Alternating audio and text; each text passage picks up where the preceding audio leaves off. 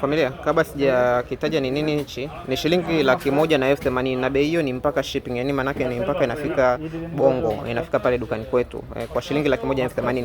Hii ni inaitwa portable MiFi router ambao watu wengine wanaweza kaita ni modem. Unaweza kutumia line yoyote humu, yani haichagui line, na betri yake ni F3 mAh. Unaona mwana familia, na pia ipo na screen ambayo screen inaonyesha either ni MB ama inaonyesha GB ambazo tayari umeshatumia, inaonyesha speed yako ya internet ambayo inaingia na kutoka.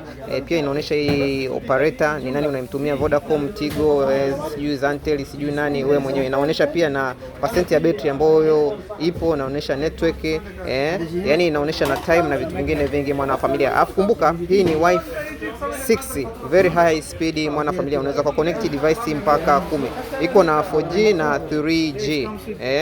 Unaweza kutumia kwa masaa 12. Sasa mwana familia, usije ukaniuliza eti ya 5G ipo, hapana. Ambayo ipo ni hii hapa kwa shilingi 180,080. Unaweza kuona universal compatibility, secure encryption na vitu vingine vingi mwana familia, unaweza kuvisoma hapo.